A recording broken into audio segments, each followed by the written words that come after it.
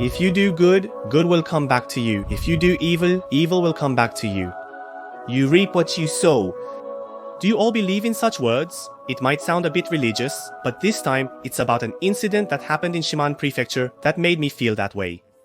On November 6, 2009, a woman's head was found near the summit of Garyu Mountain, close to the border of Hiroshima and Shimane prefectures. The woman was identified as a missing person from Taishi, Shimane Prefecture, last seen on October 26th. The victim, 19-year-old university student Miko Hirao, was confirmed to have died 1 to 2 weeks prior. The Hiroshima and Shimane Prefectural Police established a joint investigation headquarters and located the remaining body parts. The body had a horizontal cut on the head, suggesting a high possibility that the neck was strangled. It was understood from these facts that a small sharp object was used to damage the body. The crime's abnormal and brutal nature is evident in its modus operandi. Hirao-san earnestly juggled schoolwork, club activities, and part-time jobs. He had no romantic relationships with the opposite sex, as specified by those who knew him. He had no troubles. Now let's get into the details of the incident.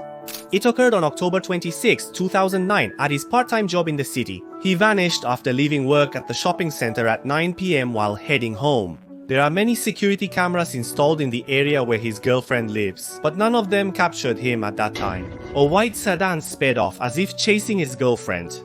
Her parents filed a missing person report on October 28th and on November 2nd. The Shimane Prefectural Police launched a public investigation due to the incident's nature.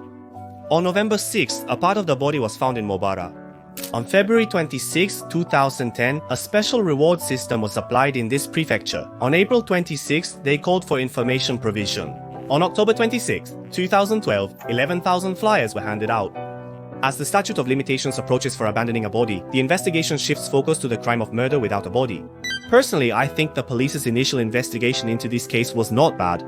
Compared to other cases, the time from the parents filing a search request to the start of a public investigation was extremely fast. The special reward system for investigations, usually applied to cases ongoing for over 6 months, was applied just 3 months after the incident, showing the seriousness of the police. By the end of September 2010, it exceeded 60,000 people. Investigation officers were also dispatched, and information was collected from vehicles passing along the route she took home. The number of pieces of information received reached about 1,700, but unfortunately, none of them led to a breakthrough. The investigation is proving difficult, and the criminal remains at large as time passes without progress. 1, 2, or 5 years. Then, about 7 years after the incident, when it was thought to be a dead end, the case moves again, even though the bereaved family had almost given up. On December 20th, 2016, the police provided no warning. Finally, we pinned down the criminal from the beginning of this year.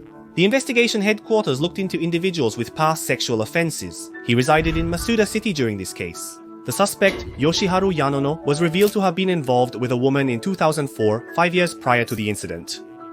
He was involved in 3 incidents, one involving suspicious behavior with a woman. He was sentenced to 3 years and 6 months after his girlfriend's disappearance. He became a suspect when police found images of her body and a knife on his restored digital camera and memory. The investigation is underway to determine why he wasn't considered a suspect until now. At the time, this man was already considered one of the suspicious individuals.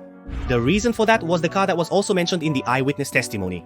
The existence of a car that was running near the scene at the time was confirmed by the system immediately. It was removed from the investigation target and it was also caught. It didn't make sense. Actually, this character named Yano. 2 days after Hirao-san's body was found, he died in a traffic accident. He was on his way back from visiting the grave of his father, who had already passed away with his mother. While driving on a Chinese highway, he hit the guardrail multiple times and stopped on the shoulder, where the car caught fire with 2 bodies inside. The investigation showed no sign of braking in the burnt car. Their conversation at their parents' grave remains unknown.